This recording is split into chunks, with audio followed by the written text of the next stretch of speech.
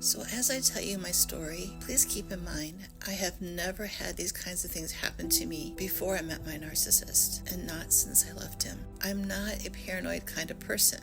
I've always liked being alone, and what I'm about to share with you was not normal for me back then, and it's not normal for me now. After getting married to my ex, I moved to the town that he was born and raised in. It was like being thrown into a Stephen King movie with no knowledge of the plot and not knowing any of my lines. It was like my reality had shifted into some kind of parallel existence that lasted until my divorce, and then sometime after that, it just faded away. If I close my eyes and think about it now, I can go back into my memory and remember many vivid details. I can't explain everything that happened, but I will try to paint a picture of my life in that town and my interpretation of what I believe some of it was, but the rest would only be speculation, so I'm going to let that part rest. So I need to give you some background information about this town to help set the stage, so to speak, and then I can tell you about the stalker. There was something intriguing but dangerous about this town. It was not at all appealing or welcoming, but it seemed to lure me in with its mystery. People that would come to visit me would tell me it's eerie, uninviting, and wanted to leave right away. When I first started visiting this town, I was distracted because I was planning a wedding and I didn't pay attention to many of the signs. If I would have listened to that gut feeling inside of me, I would have noticed. But I was getting married, and being busy with that kept all of the warnings at bay. I was in the dark and unaware of the situation I had put myself in. Back then, I was still in love with the innocence of life, untouched by cynicism. Unfortunately, after I married my narcissist, that was not the case anymore. My trusting nature was replaced with suspicion, and I no longer loved life. During the time all this stuff was happening to me, I managed to keep most of what was going on away from my friends and away from my family, but they knew more than they let on. I wanted to protect them, so I kept them out of it as much as possible, and they had no idea exactly what was happening to me. The streets of this town were empty with sparsely inhabited and run-down buildings. I was told that it was partially reconstructed and left unfinished after an explosion sent a fire straight down through the center of town that almost wiped out everything. Even though you would hardly see a person walking through the town, you'd swear you saw shadows in the corner of your eye that would leave you questioning what you caught a glimpse of. I know this sounds really outlandish, but this town seemed haunted by secrets and ghosts from the past. Many strangers that lived there would give me a cold stare or have a questioning expression on their face that would send arrows deep into my gut. It's like they knew something that I didn't know. I had dismissed it as my own lack of confidence and kept busy with my wedding plans. Then about 6 months after we were married, we received a letter in a plain white envelope that was addressed to me, but it had my maiden name on it and there was no return address. Inside, there was a note addressed to me, and it started by saying, "I have found you. You could not hide from me. You cannot have," and they put my ex's name in there. This person made sure that I knew, that they knew what I did for a living, that they knew my maiden name, and they knew where my parents lived. It also said, "What makes you think that he would love you?" Well, then a week later, I got another letter telling me that my ex would cheat on me. And this one was unique because it was like what you would see on TV, like what a serial killer would do, where they cut out words from a magazine and pasted them on the letter. A week later, the neighbor complained to the police, and the police showed up at my door saying that my neighbor got a letter from me saying that I was going to come over and beat her up because she was flirting with my ex. I never threatened them. I had never even met them before, so of course I didn't write it. Then they signed me up for all kinds of magazines: Playboy, Sesame Street, Home and Garden, Field and Stream, you name it. It came to my house, and they were all addressed to me. Then I received a letter from the Better Business Bureau stating that I had been accused of using them for a reference for my dance team. Then this person put an ad in the paper saying that I was dying of cancer and that my ex's church was putting on a benefit for me. I had no idea that they'd done that until the pastor called me to see if I was okay and to see if I had anything to do with the ad that was in the paper. Of course, I had nothing to do with it. Then they sent me a picture of a naked body with my ex's face glued on it and wrote that they had sent a copy to a bar for a contest and that they hung it up on the wall. I had no idea who this was and why this person was doing this. I kept questioning my ex about this, and he said maybe it's an old girlfriend, I don't know. He didn't seem to be too bothered by it. He did tell me that it happened to his first wife, and it made her crazy, and she became the town drunk, and it caused them to get a divorce. I didn't have any idea who this could be, and I started suspecting everyone. I interpreted every look through a filter of paranoia. It got to the point that I felt no friend of his or family member could be trusted. Well, at first I thought maybe it was his mom, because she never really seemed to like me. Then I thought maybe it's his sisters, because they don't seem to like me either. But he knew so many people, and he had so many friends in this town. It could have been one of them. Then one day my ex told me, well, maybe it's this warlock that I prayed for, because I told him that I'd asked God to take away all of his power. Maybe it made him mad. From the day that I had moved in with my ex, I had nightmares every single night, and it got to the point where I couldn't even sleep through the night. I had a room in my house where I used to practice dance, and one day I had got done practicing and I just lay down on the floor to catch my breath. Plus I was very tired from not sleeping the night before. And as I was laying there, I heard a knock on the door. I wasn't expecting anyone.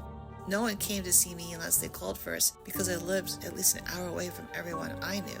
So I figured it was just one of my ex's friends, and I ignored it.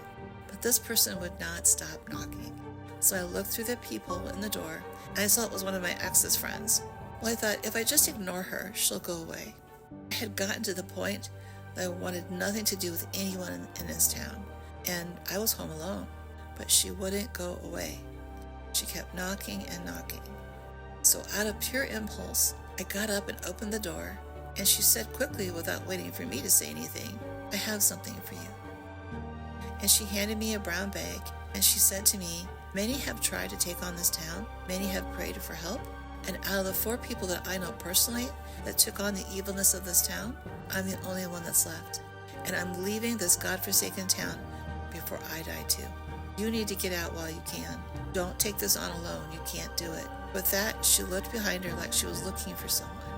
She left very abruptly without even saying goodbye. As I watched her walk quickly down the sidewalk, I wanted to call out to her and ask her questions, but fear took a hold of me, and the reality of my situation struck me down. The letters and the stalking kept coming. We hired a detective, and we gave him all the things that we had, and he kept them in his office because I didn't want any of it in our house. It felt evil and cursed. My ex didn't seem to be affected by it all. I thought maybe it's because he had this happen to him before with his first wife, or maybe he's just numb to this creepy town. I started thinking about some of the odd things that happened to me when I was dating my ex. I had just brushed them off. Like one time I was waiting at my ex's house for him to come home, and his roommate and best friend told me I should leave and never come back. He said, you'll just turn out like all the rest. I thought, what does that mean? Back then, I thought maybe his old girlfriends had to wait on him all the time and he never treated them right, and he probably won't treat me right either. But as I started to think back, I thought maybe there was more to that statement. I remembered how his mom and sister stared at me at our first meeting, and there was that haunting grief over my ex's dead brother that plagued his family.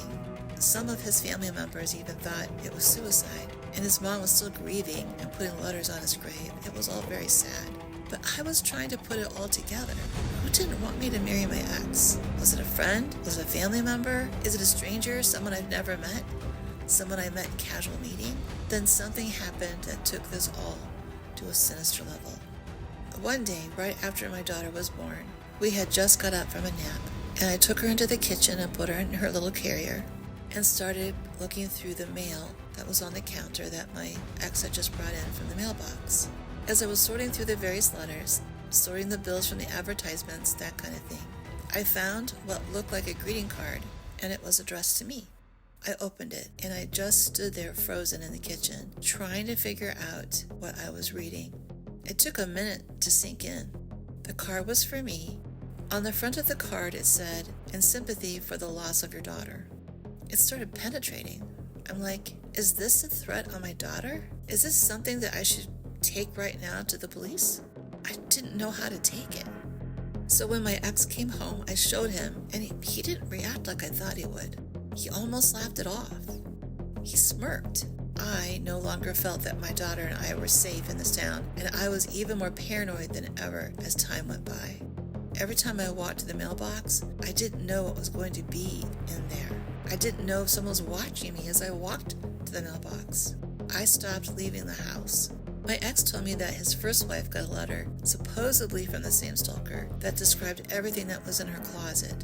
So, if it's the same person, they've been in our house and could quite possibly come to our house again, and I wouldn't know it. Things got really dark for me then. I knew that my daughter and I needed to leave. I didn't know how bad it was going to get. So, at that point, I started making plans for my daughter and I to get out of this town. None of it seemed to bother my ex at all. He just laughed everything off, but it made me paranoid. I kind of watched to see who was normal in this town, and there was one person who was very close to the family that knew them longer than I did, and for some reason, I kind of trusted this person. So I went to them and told them I'm leaving and I'm taking my daughter with me, and explained the whole story, told them all the things that had happened to me, and this person said to me, "Well, I think it's your husband. I think he has a mental disorder and that he's mentally sick and he's doing this for attention. And this person thinks that I'm in danger and that my child and I should leave right away." That was frightening.